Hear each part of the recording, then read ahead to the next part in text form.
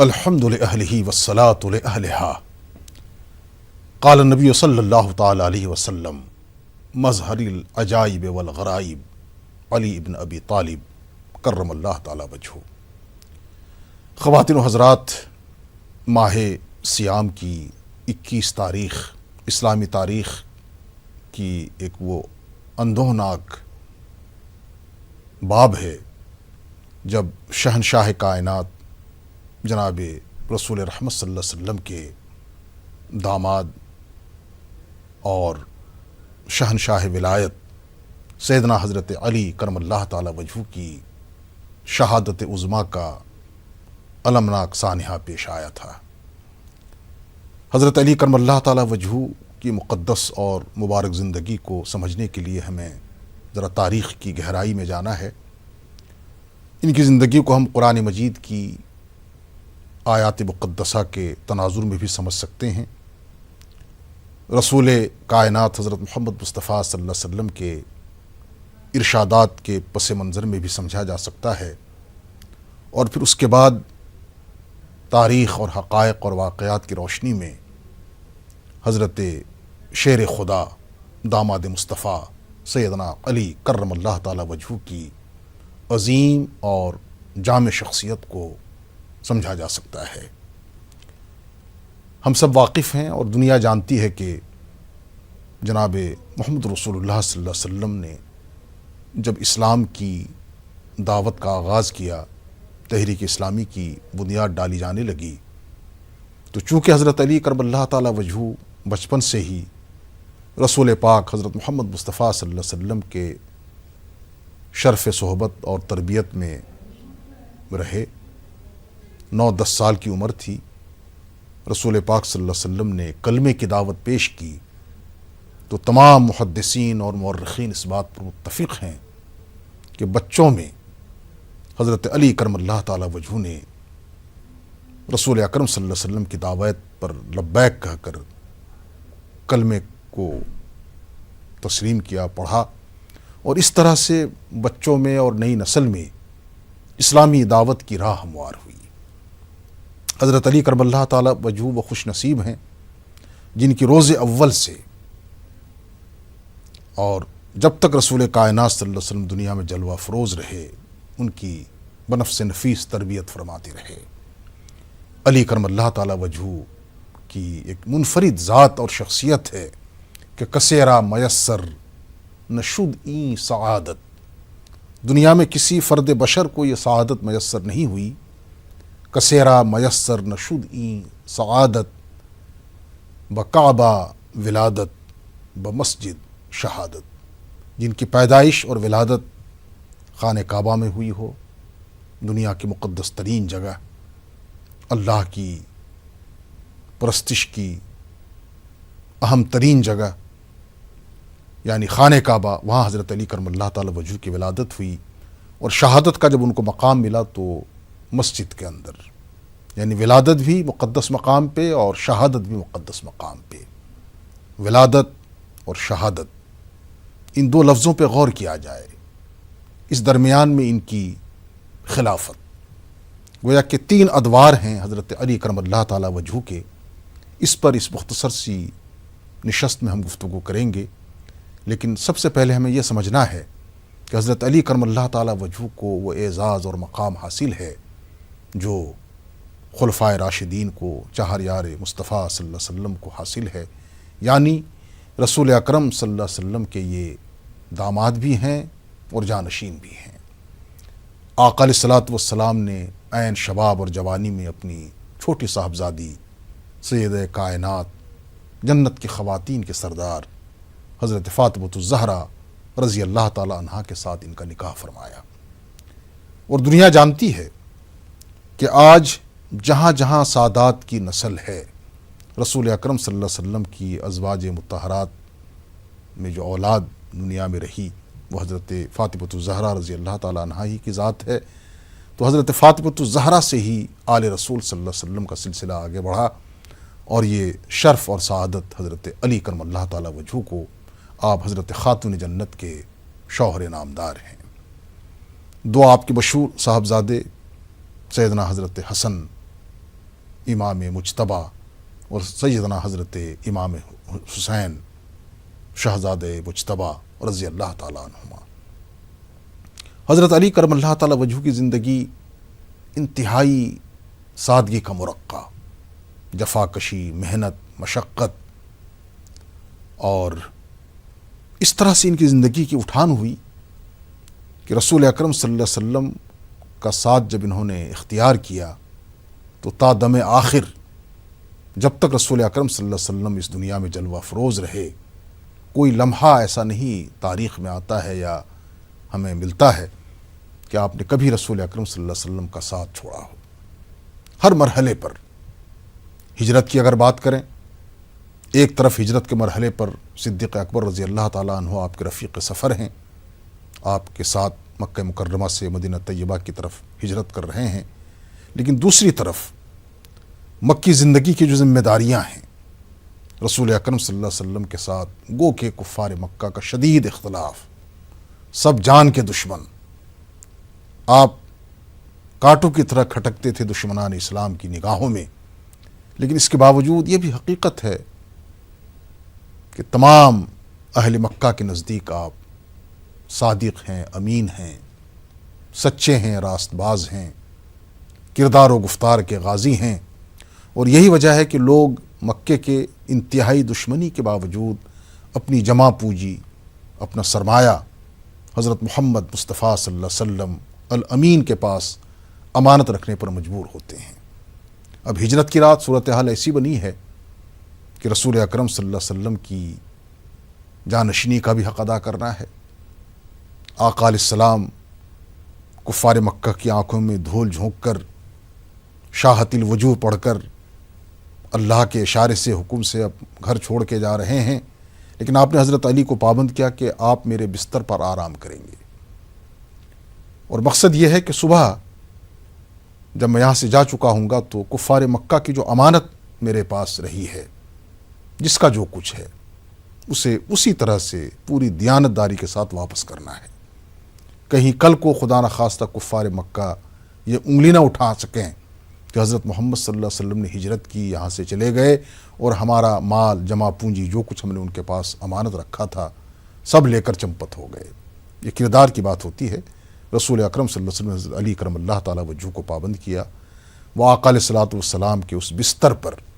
جو حضرت علی کرم اللہ تعالیٰ وجہ کو بھی معلوم ہے کہ یہ کانٹوں کا بستر ہے، دشمن نے بالکل محاصرہ کر رکھا ہے، پاؤ پھٹنے کی غالباً دیر ہے، یک بیک کفار مکہ کی جو پلاننگ تھی، ان کا جو پروگرام تھا کہ مشترکہ طور اور متحد طور حملہ کریں گے، اور نعوذ باللہ خاکم بدہن حضرت محمد مصطفیٰ صلی اللہ علیہ وسلم کی زندگی کا چراغ گل کر دیں گے۔ لیکن اللہ تعالیٰ کی مشیت، تقدیر کے فیصلے، اللہ کے آگے کس کی چلتی ہے؟ کفار مکہ کے سارے عزائم ناکام ہوئے۔ صبح ہوئی تو حضور اکرم صلی اللہ علیہ وسلم کی جگہ انہوں نے حضرت علی کو دیکھا، سخت وہ اپنی جگہ وہ چراغ پا ہوئے، ناراض ہوئے۔ حضرت علی کرم اللہ تعالیٰ وجہ کو پکڑ کر پوچھا کہ حضرت محمد کہاں ہیں؟ آپ نے فرمایا مجھے نہیں معلوم، اور یہ حقیقت ہے، انہیں اب کہاں معلوم تھا کہ حضرت محمد صلی اللہ علیہ وسلم کہاں گئے، کدھر گئے۔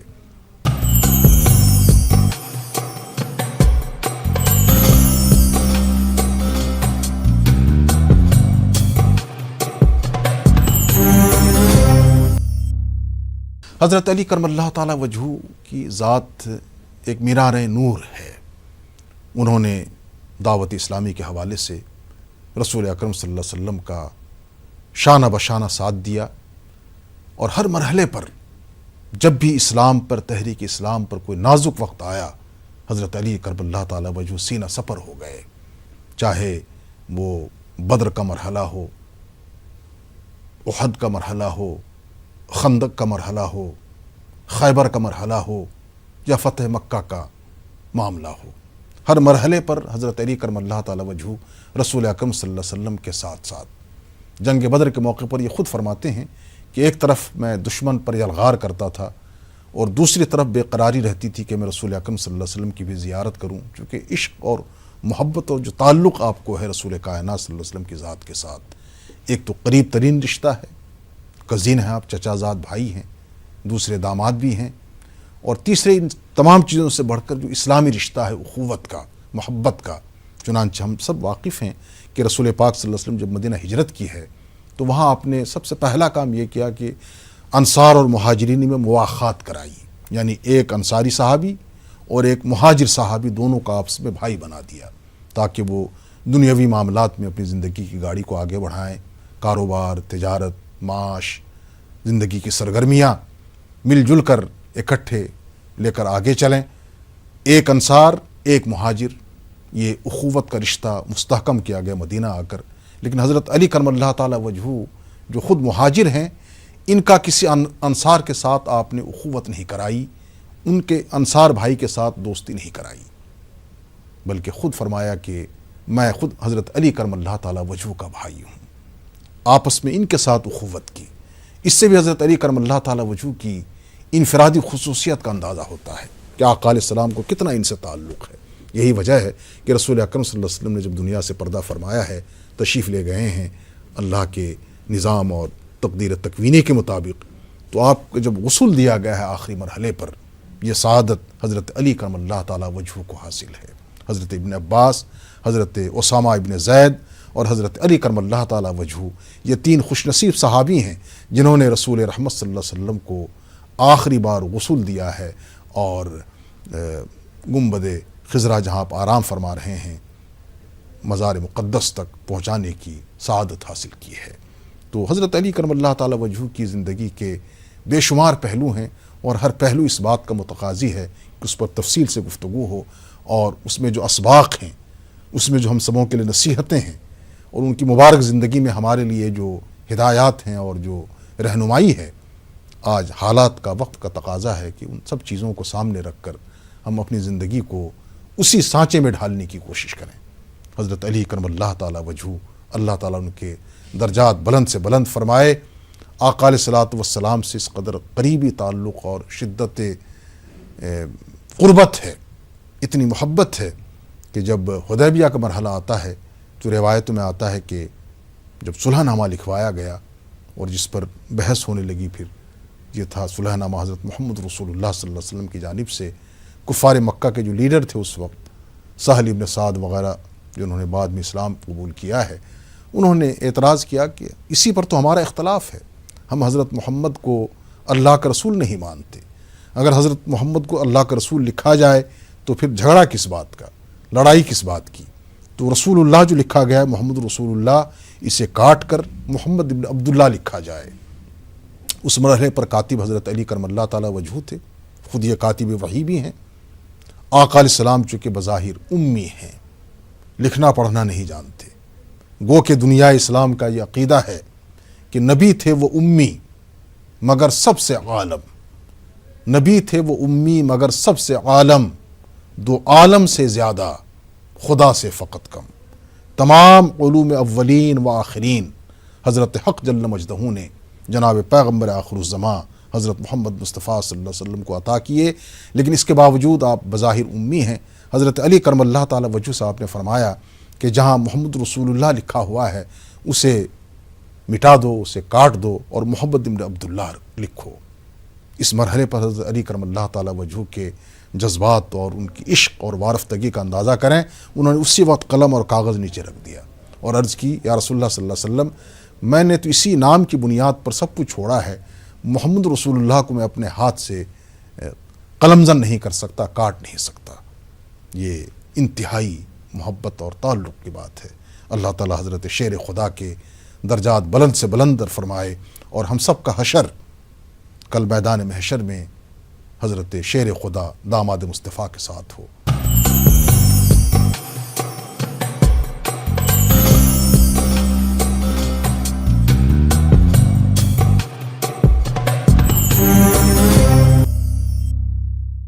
خواتین و حضرات، میں یہ عرض کر رہا تھا کہ ایک مرحلہ وہ ہے جب حضور اکرم صلی اللہ علیہ وسلم ہجرت فرما رہے ہیں، حضرت علی کرم اللہ تعالی وجہہ نے اپنا کردار ادا کیا، پھر اس کے بعد ہجرت کا مرحلہ مکمل ہوتا ہے، بدر کا مرحلہ آتا ہے، کفر اور اسلام کی پہلی جنگ، حق و باطل کی پہلی معرکہ آرائی، اس میں حضرت علی کرم اللہ تعالی وجہہ کا مجاہدانہ کردار وہ ایک الگ پہلو ہے، ایک الگ اس کی تفصیل ہے۔ اس کے بعد جنگ خیبر ہے، اس سے قبل جنگ احد ہے، اس میں آپ کے کارنامے، پھر جنگ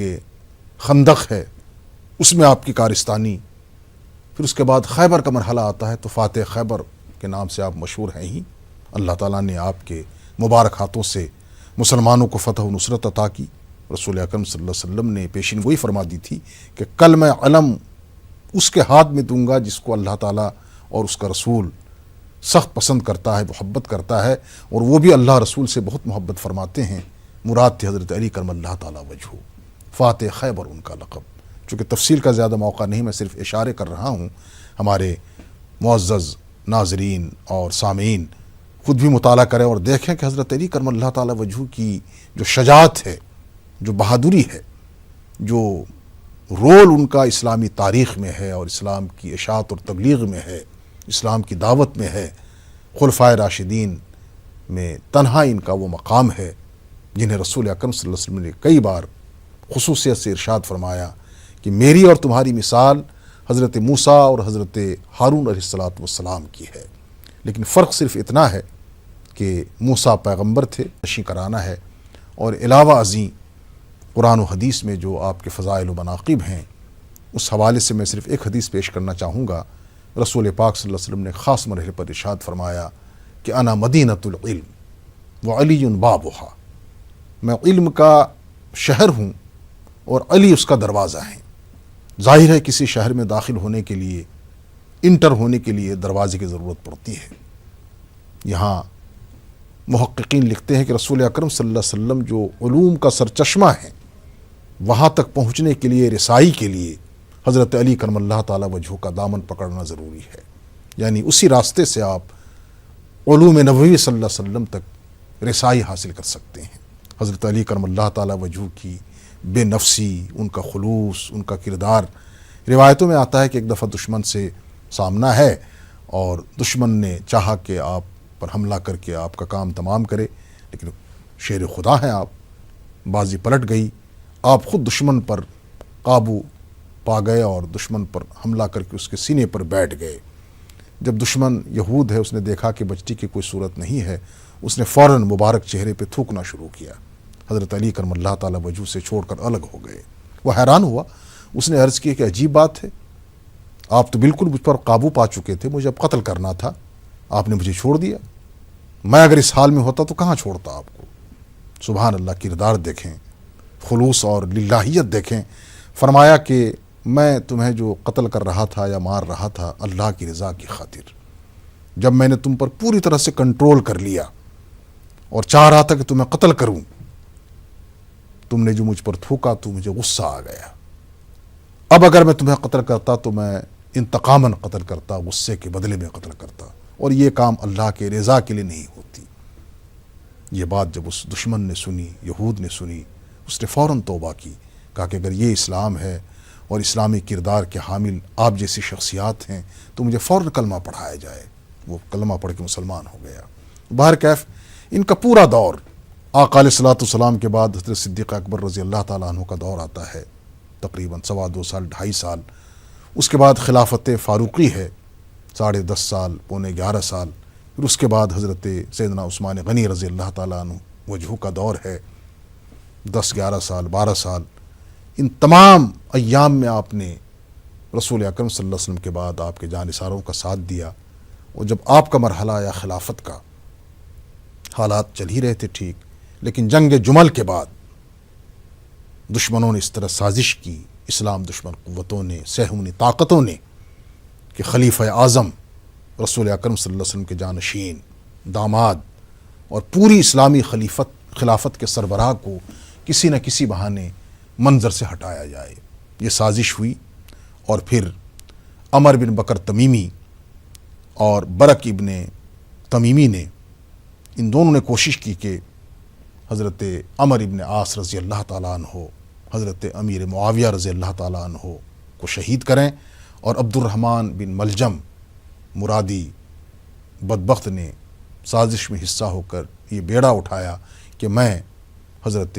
شیر خدا داماد مصطفیٰ علی کرم اللہ تعالیٰ وجہہ کو شہید کروں گا۔ وہ سازش ہوئی، اور پھر عین نماز کی حالت میں جب آپ تشریف لے جا رہے تھے نماز کے لیے لوگوں کو جگانے کے لیے، فجر کا وقت ہے، دشمن نے سازش کر کے آپ پر حملہ کیا، شدید زخمی کر دیا، 3 دن تک مسلسل آپ موت و حیات کی کشمکش میں رہے، بے قراری کے عالم میں رہے، لیکن ایسے عالم میں بھی آپ نے اپنے صاحبزادوں کو وصیت کی کہ میرا جو قاتل ہے اس کے ساتھ کیا رویہ اختیار کرنا ہے۔ غور کیا جائے، اسلامی خلافت کا سربراہ، رسول اکرم صلی اللہ علیہ وسلم کے عزیز ترین صحابی، آقا علیہ السلام کے چھوٹے داماد، فرزند نسبتی، شہزادہ حسن اور حسین کے والد گرامی، خاتون جنت کے شوہر نامدار، پورے عالم اسلام میں ایک انقلاب ہے، اور پوری دنیا چاہتی ہے کہ کافر قاتل کو کافر کردار تک پہنچانے کے ساتھ ساتھ جہاں سازشیں رچائی گئی ہیں اسے بالکل بے نقاب کیا جائے۔ لیکن حضرت علی کرم اللہ تعالی وجہہ نے ملت اسلامیہ کے مفاد میں جو ایک روشن مثال قائم کی، صاحبزادوں کو وصیت کی کہ قاتل سے میں خود نمٹوں گا، اگر میں شہید ہو گیا تو اسے بھی نارمل حالات میں قتل کیا جائے، اور نہ اس کی لاش کے ساتھ کوئی زیادتی ہو، نہ اس کے ساتھ کوئی مزید اور ظلم اور جبر کا معاملہ ہو، بلکہ صرف قتل کے بدلے قتل، اس کو کافر کردار تک پہنچاؤ۔ تو بہر کیف حضرت علی کرم اللہ تعالی وجہہ کے شہادت کا سانحہ اتنا بڑا سانحہ ہے جس کے بعد پھر عالم اسلام منتشر ہو گیا، اور آج صورتحال ہمارے سامنے ہے۔ آخر میں حضرت علی کرم اللہ تعالی وجہہ جیسی عظیم شخصیت کو خراج عقیدت پیش کرتے ہوئے ملت اسلامیہ سے ہی عرض کرنا چاہوں گا، تا خلافت کی بنا دنیا میں ہو پھر استوار، تا خلافت کی بنا دنیا میں ہو پھر استوار، لا کہیں سے ڈھونڈ کر اسلاف کا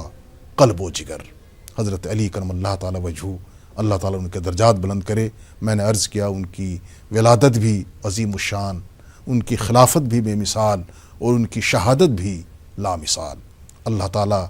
تمام مسلمانوں کو حضرت علی کرم اللہ تعالی وجہہ کے نقش قدم پر چلنے، ان کی تعلیمات، ہدایات، خاص طور سے حضرت علی کرم اللہ تعالی وجہہ کے جو ملفوظات ہیں، ان کے ارشادات ہیں، اور ان کی جو ہدایات ہیں کتابی صورت میں، عظیم ذخیرہ ہے، ایک ذخیرۃ الملوک اسے کہہ لیں آپ، یعنی ذخیرۃ العلوم کہہ لیں اسے، جو بھی نام اس کو آپ دینا چاہیں۔ اس میں حضرت علی کرم اللہ تعالی وجہہ کے جو خطبات ہیں، جو ارشادات ہیں، جو ملفوظات ہیں، ان کو مطالعہ کرنے اور ان کی روشنی میں اپنی زندگیوں میں بہتری لانے کی توفیق عطا فرمائے۔ وآخر الدعوانا ان الحمد للہ رب العالمین۔